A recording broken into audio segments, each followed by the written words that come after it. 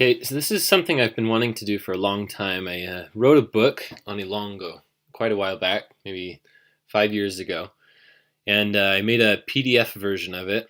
So it's been online for a long time, but not a lot of people know about it. Anyway, I want to read my book because I received a request through an email. Somebody would like to have an audio version of the book, so I thought it might be helpful to actually have a video book, which I don't know if that's even a thing, but I'm going to make one. So I'm screen recording. I'm recording my screen, and I'm just going to go to the PDF that I'm hosting. If you want to go to this PDF, it's free. I've made it available for anybody. If you'll just type in ilonggo.download or even ilonggo.site, both of those will redirect to the server where I'm hosting this. So again, you could type ilonggo.site, and that should also bring you there. Okay, and if for some reason in the future I don't have that redirect anymore, then you can just type in this and it should still work. So you can type in 104.236.169.62 /giant-ilonggo-phrasebook. Anyway, so that takes you to this page right here, and if you click the Giant Ilonggo Phrasebook 3rd edition, here we are. So I've made some recent updates. So if you have 2nd edition, well, most likely you haven't seen some of the things in here.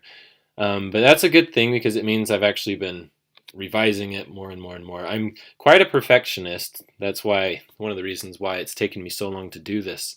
I actually started making a video channel for YouTube, and I have like 50 scripts all the way done for videos that I wanted to do, and I am not satisfied with anything I've done so far. So I wanted to put something out there to help people who might be wanting to learn Ilonggo. And so I'm going to just do pretty much unscripted read through of my book. And I mean, that's kind of an oxymoron because obviously there's a script here. But what I mean by unscripted is I'm not going to worry so much about editing. I'm not going to worry about going through later and fixing things. So let's just go through this, and I'm going to do my best to explain things that might not be very well expressed through the words that I've chosen here. Anyway, so the title of my book, The Giant Ilonggo Phrasebook. The reason I named it that is because when I first wrote it, there was nothing available of this nature. And one of the reasons I created this was because of that. I saw a need for people like me that were trying to learn the Ilonggo language. There was not enough raw material to practice without actually being in the Philippines and associating with Ilonggo speakers every day. And so I realized not everybody has that opportunity. So I wrote this book. It has over 2,000 phrases now. Previous versions only had like 1,800 and then 1,900. Anyway, so I've added some more. These are all pictures I took. Oh, by the way, so it says by Paul Soderquist. Yeah, my name's Paul Soderquist. I am the author. So if you're worried that I'm sharing or somebody's sharing this book without any authorization, I'm the author. So that's totally fine, as far as I know. Anyway, and then it says largely reviewed by Jude Ezra Harmilios. He's one of my best friends. He's a native Hiligaynon speaker. Hiligaynon means Ilonggo. It's the actual technical name for the language. People have different definitions for what these languages are.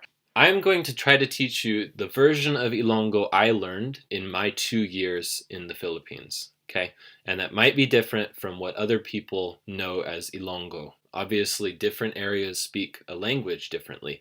You'll see that even in America, different accents of English, and obviously different versions of English all over the world. Anyway, so like I said, all of these pictures here were taken by me, except for this one actually says photo courtesy of Seth Price. He's a great guy. So here's the table of contents. The first thing we're going to talk about, I'm actually just going to read through, of course, the preface, introduction, things like that, pronunciation guide, some of the grammar. Actually, that's probably all I'll do in this video. But then I've got 5 parts to this book, as you can see. The first part is pretty short. It's just some common phrases, some common greetings and things, just to get your feet wet with Ilonggo. Part 2, we start to see verbs in context. So I've got, I don't know how many verbs, maybe 100 verbs here with examples of how to use them. These are the most common verbs I could think of in Ilonggo. And then part 3, we're going to focus on enhancing the quality of your speech using particles, words that, like adverbs and things. I mean, you can add a lot more meaning to what you're saying. This is something that is not stressed enough, especially if it's an Asian language, and even more so if it's a language that not very many people speak. A lot of times people just get comfortable speaking with poor grammar or speaking very simply. You should always be willing to improve your ability. No matter how good you get at a language, there's always more you can do. So in part 3, that's what our goal is. Okay, part 4 is just a bunch of things that I think you should know. And I can't really go into too much detail right now about that. And then part 5 really is what it says right here. It's just miscellaneous phrases. So there are a lot of phrases that I just thought were interesting, so I wrote them down, and I didn't quite know what to do with them or how to incorporate them throughout the rest of this book. And so it's kind of hard to understand them if you were to skip straight to that part and you don't know any Ilonggo yet. So that's why I've kind of hidden it at the very back of the book. That's not to say that it's unimportant. If you're reading this book as a beginner, of course, start at the beginning, but if you happen to have come by this book, this audiobook, and you're more of an intermediate speaker, realize that this book can still serve a great purpose for you. And you'll find some great things in parts 3 through 5, actually. And then I've got 7 appendices here. I've got my own philosophy on how to learn a language. I've got common mistakes that I heard foreigners make when they were learning to speak Ilonggo. And then I've also got a small section here to help you if you happen to already know Tagalog, because I realize that a lot of people have had some experience learning Tagalog, especially if they're Filipino. And so hopefully this book can offer something to you as well. And then I've got 2 sections here, one for Karaya, one for Aklanon. This is very, very minimal. And then Appendix 6, I've got some pronoun comparison charts. This will come in very handy if you've learned another Filipino language. Appendix 7 is vocabulary differences from Tagalog to Ilonggo. So this is just some of the most common words that are different between Tagalog and Ilonggo. And of course, there's a lot of those. This is probably only 400 or so in here, but there are some of the most common words that are different between the 2 languages. Okay, so let's get started. First page here. Let me make this bigger. Okay. Acknowledgments. Among many others, I would like to thank my outstanding mission tatay, Clayton Schmokel. And tatay means daddy. So he was the missionary that trained me. He was my first companion in the mission. Clayton Schmokel, who not only taught me Ilonggo, but also inspired me to love language learning. His never-ending excitement to learn more, and his diligence in language study, surpassed that of any missionary I've ever met. It is for people like him that I've compiled such a work as this. It would be insufficient if I didn't also recognize Jude Harmilios, who deserves credit for speaking vernacular Ilonggo to me for 3 months in Tigbawan, and serving as a model from whom I was able to extract and document many of these phrases. Preface. As I make the final adjustments to this compilation of Ilonggo phrases, which has turned out to be quite larger than first anticipated, I contemplate how this can be most beneficial to its readers. The truth is that, like many other languages spoken in the Philippines, Ilonggo is not a major world language. If you are a resident of a country other than the Philippines, the chance that you will ever run into a Filipino that only speaks Ilonggo is near 0. Even if you are a resident of Iloilo, you will have to search quite far before you find someone who only understands Ilonggo. The fact is, nearly all Filipinos speak or at least understand English and Tagalog, the derivative of Filipino.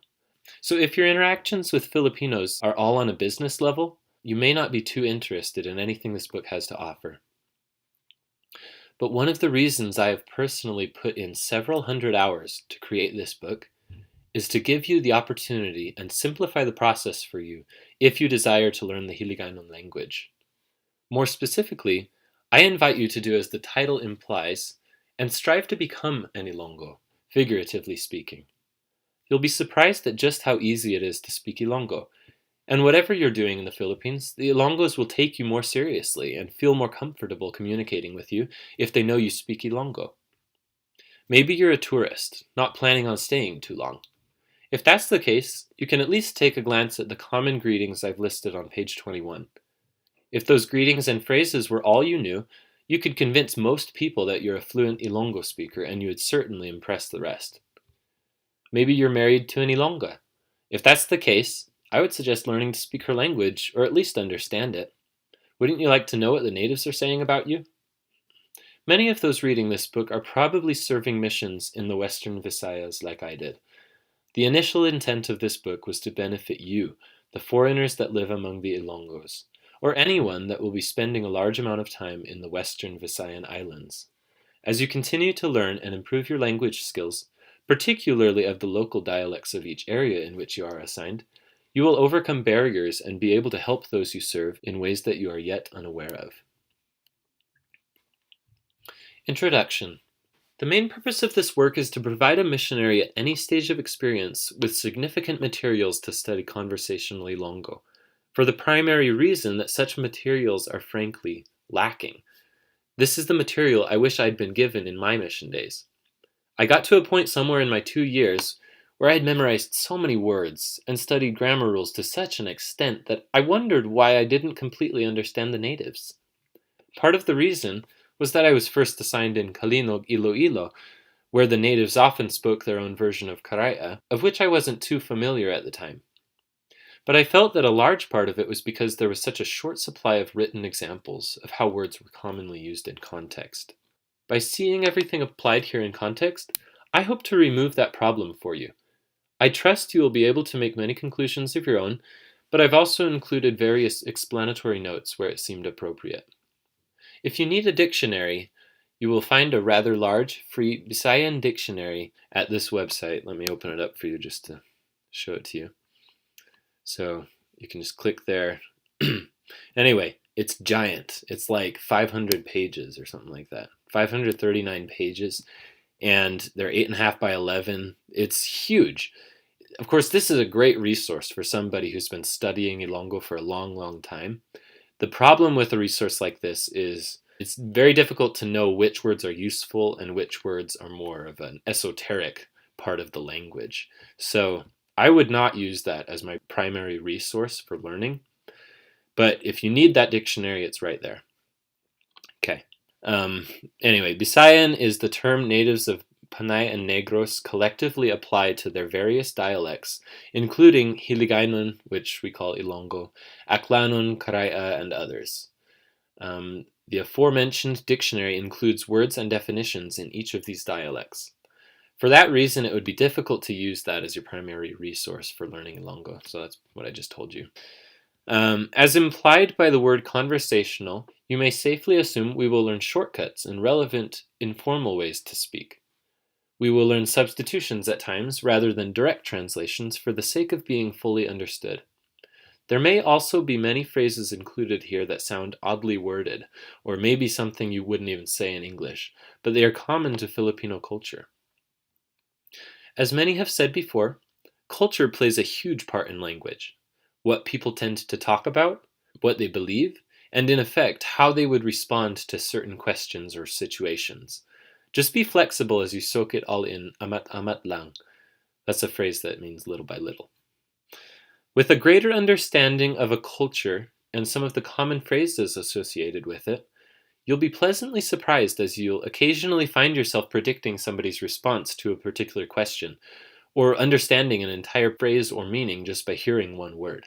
For example, if you're an American and a Filipino asks you a question with the word tinapay in it, many times you can safely assume that they are asking you if all Americans eat is bread, as opposed to rice, which is one of the stereotypical beliefs that Filipinos have about Americans.